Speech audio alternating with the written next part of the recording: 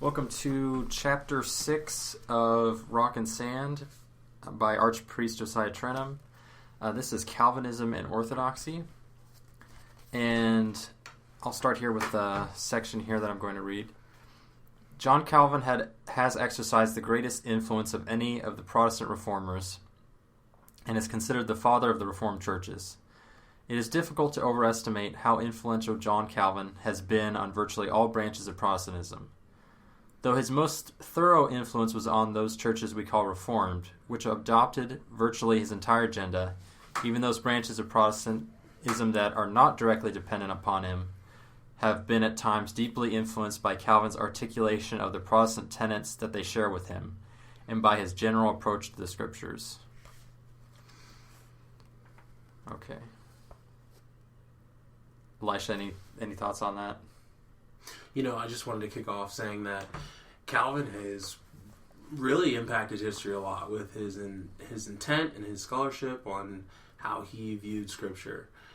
It's funny, I attend a Lutheran church right now.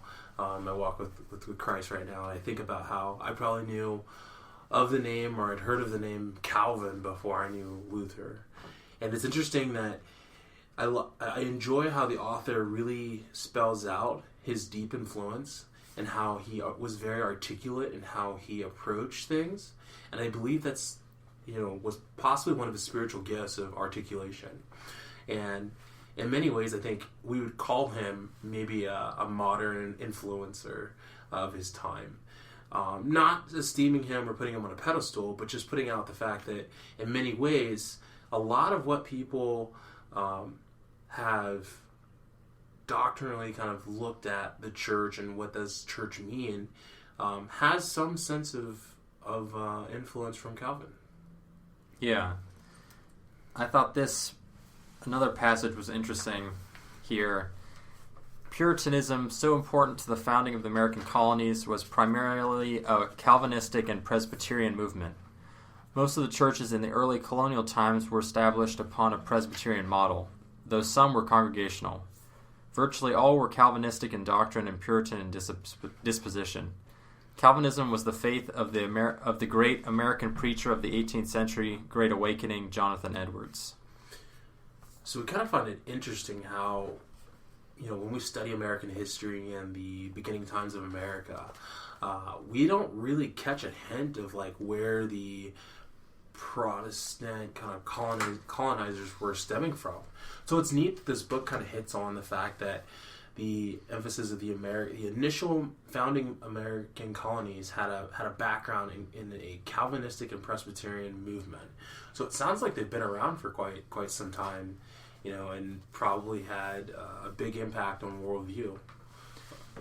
Yeah, definitely in this country, and the Puritan influence on American politics has been profound. I think there are people that look to Puritanism as kind of the formation of kind of the modern American political thought, really, especially progressivism, both late 1800s, early 1900s, even up to today. And that's kind of a subject for, another place and time, I think. But that is a very interesting subject. I know, just to make quick note, Mencius Moldbug has talked about this. Marian Rothbard has talked about this. There are others as well. Right on.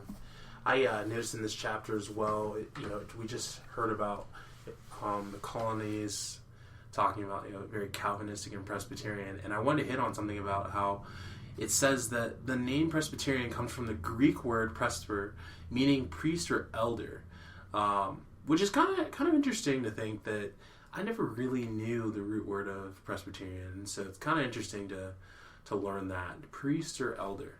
And another cool fun fact that we stumble upon is the segment that says there are numerous Presbyterian denominations in America today, including the Presbyterian Church, USA, with about 2 million members, the Presbyterian Church in America, PSA, with about 300,000 members, the Columbian Presbyterian Church, the Evangelical Presbyterian Church, and the Reformed Presbyterian Church. There are at least 20 additional smaller Presbyterian denominations, which is kind of cool, kind of interesting to get like an overview of like how big they are. But then there's this next line that says Presbyterians have zealously evangelized the nation of Korea, and there is a significant and growing number of Korean Presbyterians in America. Now that was kind of blew me away, because I really didn't know that was a fun fact. Yeah, and I know there's a lot of Christians in South Korea. Not many people know that. I think some of the something like some of the biggest mega churches in the world are in South Korea. Interesting. Very interesting. There's a section here, modern day resurgence of Calvinism. Amongst more conservative Protestants in recent decades, there has been a resurgence of Calvinism across denominational lines. This may be attributed to the attraction, in an age of shoddy thinking and the embrace of relativism amongst so many Christians of the West, of a vigorous intellectual system in which theology is taken very seriously.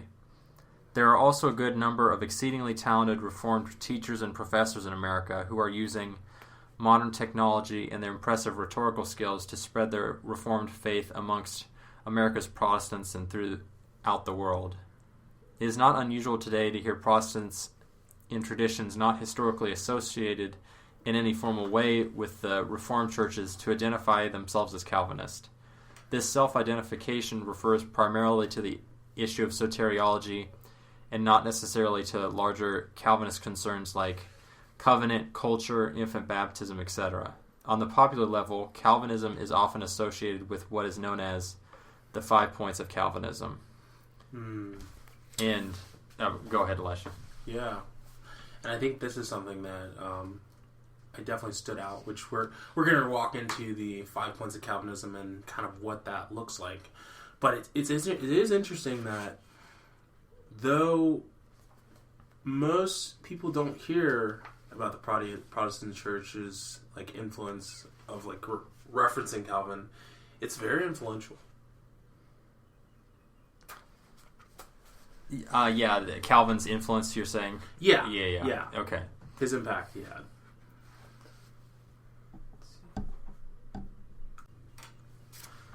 So, Tulip, starting to read here, these 5 points have been popularly expressed through the mnemonic device Tulip. T, total depravity. Since the fall, all men are born dead in sin and unable even to dispose themselves toward salvation, being without free will. Unconditional election. The explanation for the conversion of some and not of others lies not in anything the individuals did to merit election, but solely in the grace of God and his predetermined counsel to elect some to demonstrate his love and to pass by others justly to demonstrate his wrath. Limited atonement.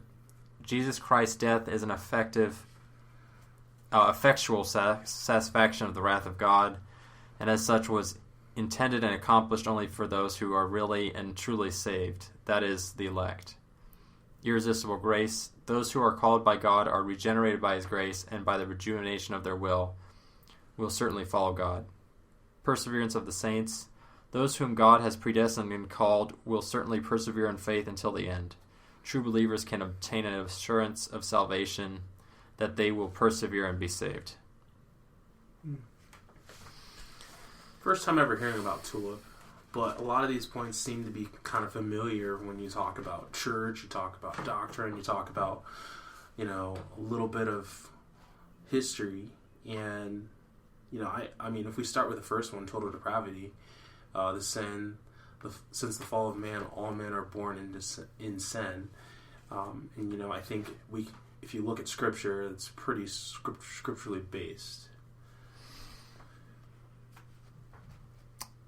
Yeah, I mean, there's definitely, obviously all of this has some kind of basis in biblical things. Now there could be, obviously, debate on all of these. I think maybe one thing that might be good for people to remember is some of these might, if they're in a tradition that is very used to these might feel like universals, whereas if you were to look over the whole Christian world, they would not be. And that's not to say that, like, obviously all Christians believe in the fall, but understandings of certain things like sin are more complex. Yeah. But, so obviously, kind of going over some of the fundamental tenets of Calvinism again, a lot of time and debate could be spent on those. So moving on here, we're going to move on to the next section, Orthodoxy and Calvinism. There is, however, one historical figure whose supposed admiration and embrace of many Calvinistic principles provoked a thorough theological response to Calvinism. This historical figure is Cyril Lucaris, Patriarch of Constantinople. A little further on here, Patriarch Cyril Lucaris was revered by the Orthodox clergy and laity and is best known for his violent opposition to the Unia. As Patriarch of Constantinople, he was pressed between the Jesuits, who were constantly scheming against him, and the Protestant ambassadors, who wished to secure the endorsement of the Patriarch for their own purposes. He sent many young Greek theologians and seminarians to study at universities in Switzerland, the Netherlands, and England. In 1629 in Geneva, a confession of faith under his name was published, which was decidedly Calvinistic. In the same year, it was published in 2 Latin editions, 4 French, 1 German, and 1 English. And then for some more clarification here, historians have differed on the authenticity of this confession, some affirming the authorship of Lucarius, and others noting that we have a large body of books and letters from the Patriarch in which he does not advocate Calvinist positions and is a defender of Holy Orthodoxy. There is no doubt that the Jesuits were seeking to undermine Lucarius and to brand him as a Calvinist and a betrayer to Holy Orthodoxy, so that his valiant opposition to Latin intrigues would be weakened. The French and Austrian Catholic ambassadors were pressuring the Sultan to dethrone Lucarius.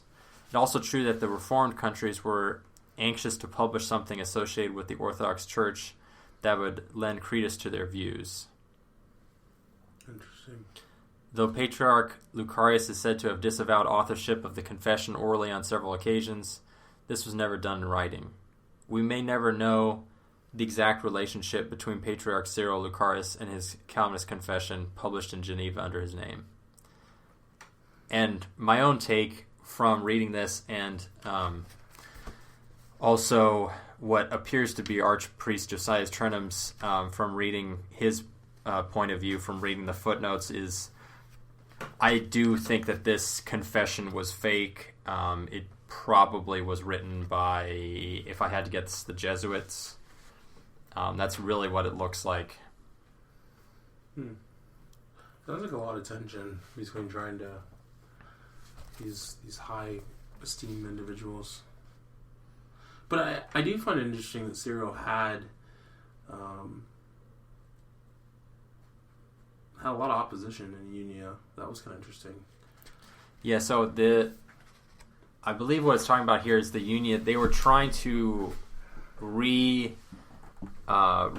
the Catholic and Orthodox Church, and he was fighting against that. Yeah. Gotcha. Right on. Okay. Interesting footnote here. Footnote 229. See the myth of the Calvinist Patriarch, and then it has this link, URL. For further reflection on propaganda from the West at the time of Lucarius, see Jan Naras, 2006, pages PP, it didn't say pages, 5984. So I think that's kind of hinting at, too, that Archpriest Josiah Trenham doesn't really think that this Orthodox confession that was positive towards Calvinism is really authentic. I'll read one last section here. The Ecumenical Patriarchate today maintains on its website an article on Patriarch Cyril Lucaris in which it is suggested that the confession of Lucaris was a forgery. The confession of Dositheos effectively halted the influence of Calvinism in Orthodox lands after having made some headway into Romania, mostly among ethnic Germans and Hungarians who form a sizable minority in the Transylvania region of Romania to this day. Though Holy Orthodoxy has not made as much headway into the Reformed churches in America as it has into the Lutheran and Anglican traditions, a new and steadily increasing stream of Reformed converts are finding their way to the Orthodox faith, where the grandeur and majesty of God, with which they were nourished in their Reformed upbringing, is not only thought of and preached about, but is expressed and lived in the magnificent and theocentric divine services of the Orthodox Church. Interesting. Experiencing this chapter has reminded me that a lot of times when people were dealing or wrestling with situations in history, they ended up kind of resolving to write. They wrote and wrote and wrote, and amongst their peers, they were either esteemed or kind of shot down, one of the two. But I noticed a trend throughout this book so far is that there's a lot of confessions and articles and documents. And I would imagine, in this time of trying to make sense of church and doctrine and theology, a lot of these were written with good intent. But it doesn't mean that, that intent was matched with, a lot of good clarity. So I'm curious sometimes when I hear, the confession of this or the confession of that or articles of this.